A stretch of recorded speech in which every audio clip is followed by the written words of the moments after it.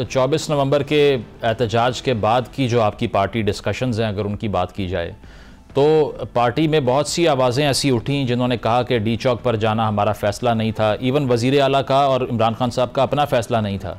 लेकिन अब अगर खान साहब ख़ुद कहते हैं कि बुशरा बीबी साहिबा ने जो कुछ किया वो मेरी हिदायत के मुताबिक था, तो फिर वो तमाम आवाज़ें खामोश हो जाएंगी इसके बाद। और उस कन्फ्यूजन का क्या हुआ कि ये सब कुछ किया किसने?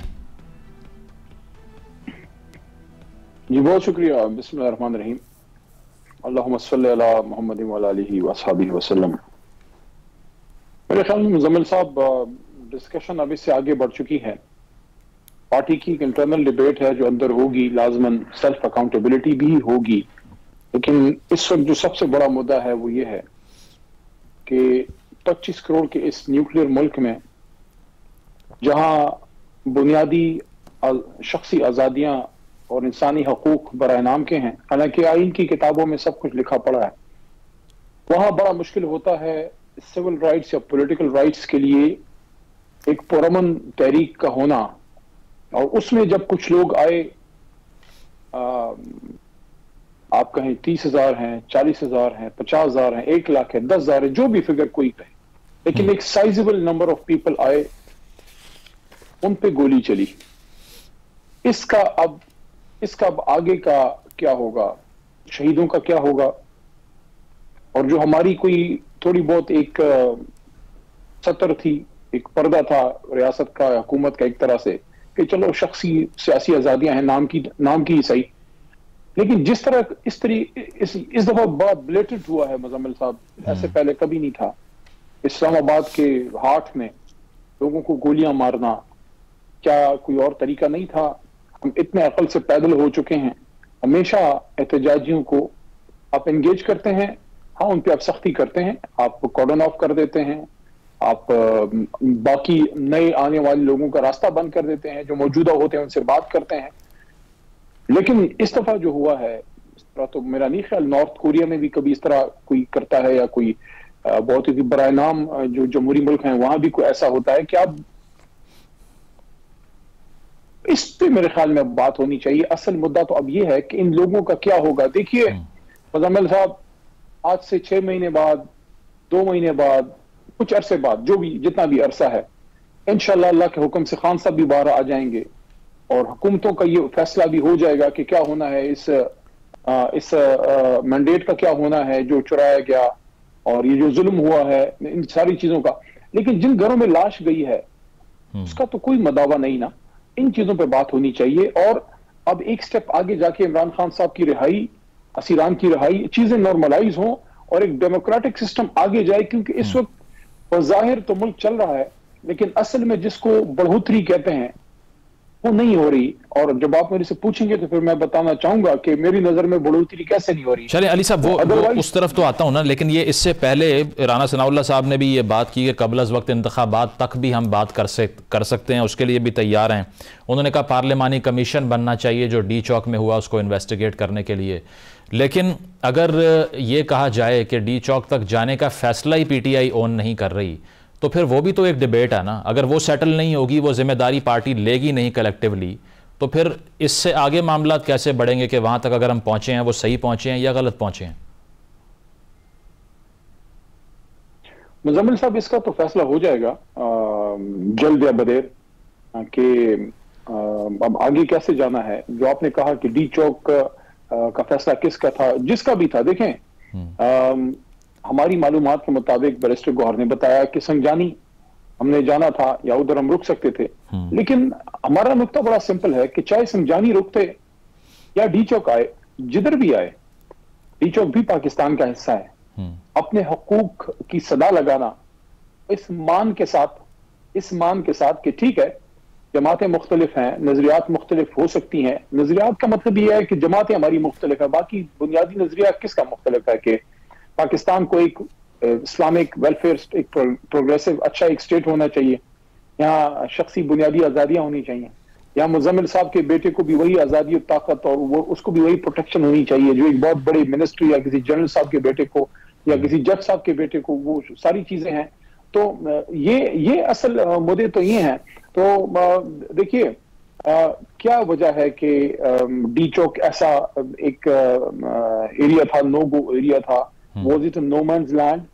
तारीख में पहले कभी इधर कोई नहीं आया? हम भी आए थे, पीपल पार्टी भी आई, नून भी आई, पीपल पार्टी से बिलावल आए, नून से मरियम साहिबा आई थी, यहाँ सिविल लिबर्टीज की मूवमेंट के लोग भी आते हैं। वो अलहदा बात है, अलहदा बात है कि हमारी मुनाफिकत देखिए मुज़म्मिल साहब, कि हम इसराइल को मानते तो नहीं है, जो नहीं मानना चाहिए। मैं खुद इस बात का दाई हूं कि जो कायद का विजन था वो हमारा विजन है, लेकिन इसराइल के खिलाफ अमेरिका में, यूके में, तमाम वेस्टर्न कंट्रीज में तो एहतजाज हो सकता है, लेकिन किसी इस्लामी मुल्क में बशमूल पाकिस्तान यहाँ आप एहतजाज चलें। अली साहब, आपने ये कहा ना कि वो तो डिसाइड हो जाएगा, फैसला था या नहीं। एक और चीज़ भी जो डिसाइड करने की है पीटीआई की, जो अब खासा अरसा गुजर चुका है, वो ये है कि पार्टी में कौन कॉम्प्रोमाइज्ड है और कौन जेन्युइन है।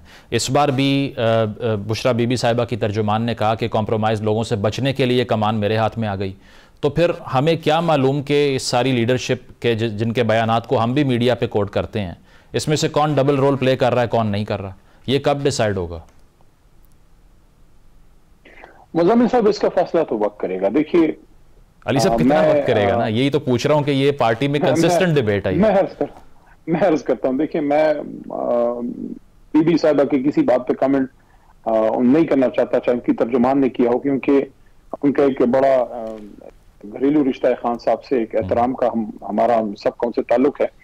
मैं बस ये कहूंगा कि लोगों के घर टूट चुके हैं, लोगों की फैमिली लाइफ डिस्टर्ब हो चुकी हैं, कुछ लोगों को मुल्क छोड़ना पड़ा, कुछ लोगों का कारोबार बंद हुआ, हर तरह से डिस्टर्बेंस हुई है, लेकिन खड़े रहे हैं।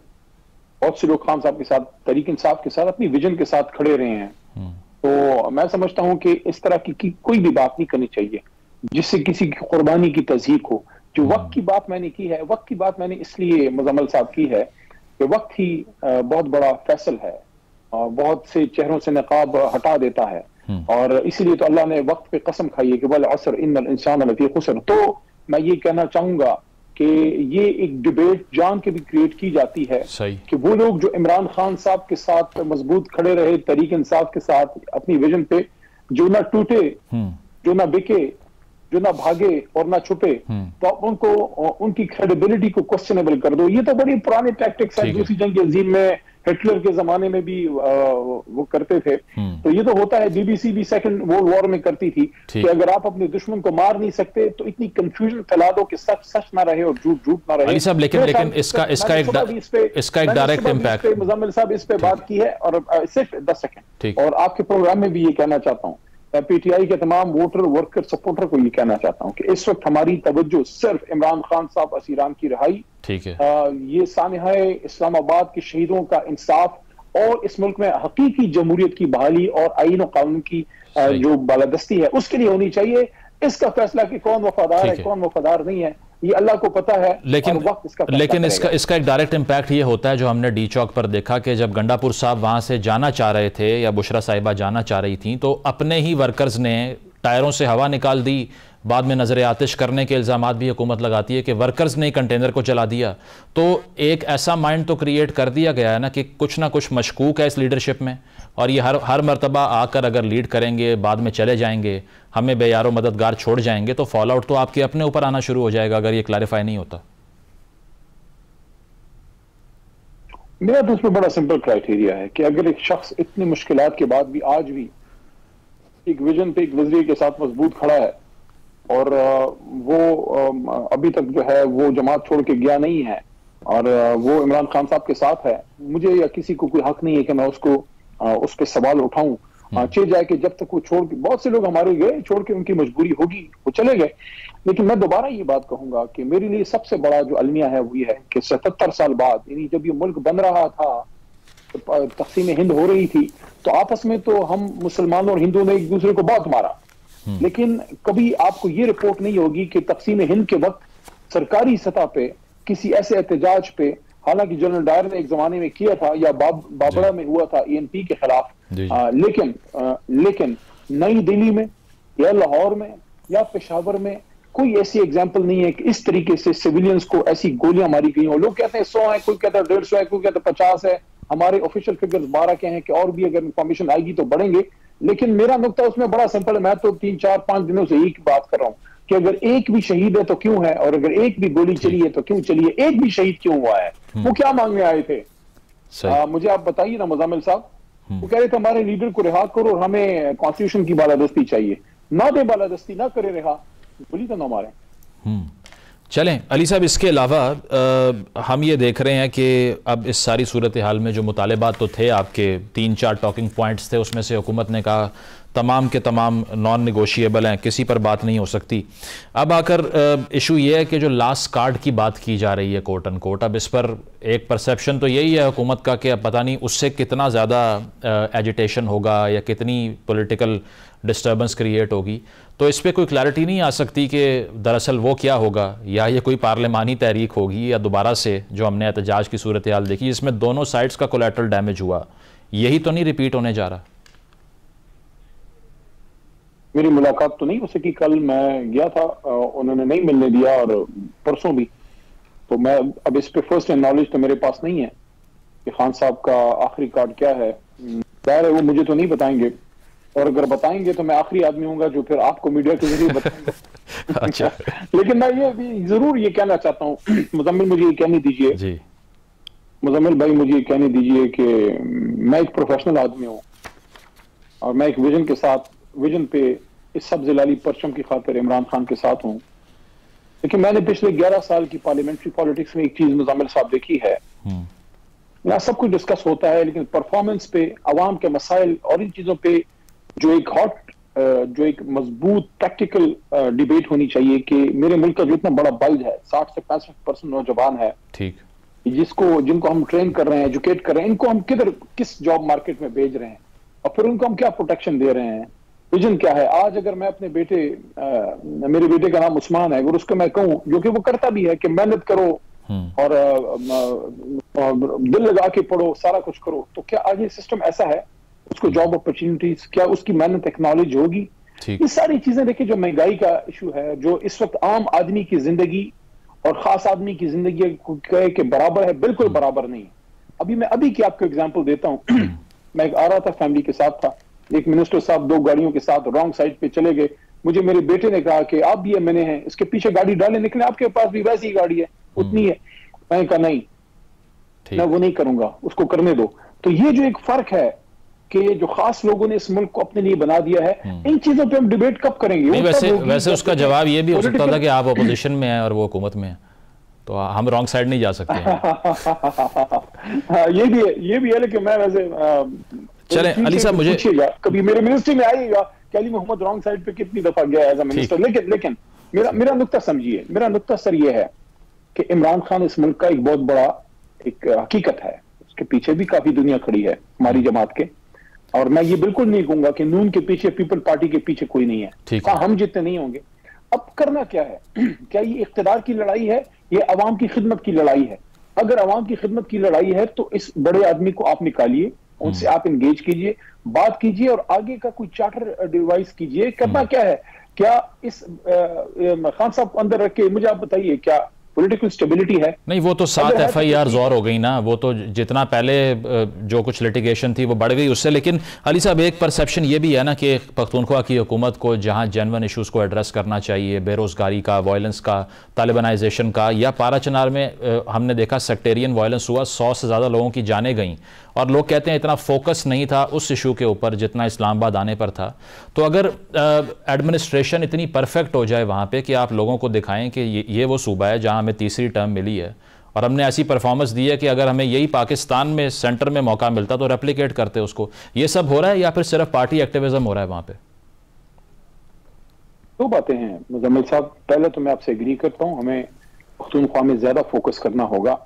लेकिन अगर कोई ये कहे कि परफॉर्मेंस की बुनियाद पे हम पश्तूनों को और उसके बाद वो चीज आगे लेके आए और बताएं कि हमें आप वोट कीजिए, तो वो तो 3 बार हमें पश्तून वोट कर चुके हैं। परफॉर्मेंस से मुतमईन होंगे तो हमें वोट कर रहे हैं, और उसी परफॉर्मेंस की बुनियाद पे 13 में जो हमने 18 तक की, अच्छी थी बुरी थी जो भी थी, हम समझते हैं अच्छी थी, बेहतर थी माजी से, उसकी बुनियाद पे मुल्क ने भी हमें वोट किया। आप उस पर काउंटर आर्ग्यू कर सकता है कि RTS का सारा था, ये था, वो था, लेकिन हमें बड़ा वोट पड़ा, पूरे मुल्क से पड़ा, लाहौर से पड़ा, मैं पूरे नॉर्थ सेंट्रल और साउथ पंजाब से पड़ा, मैं कराची से वोट पड़ा।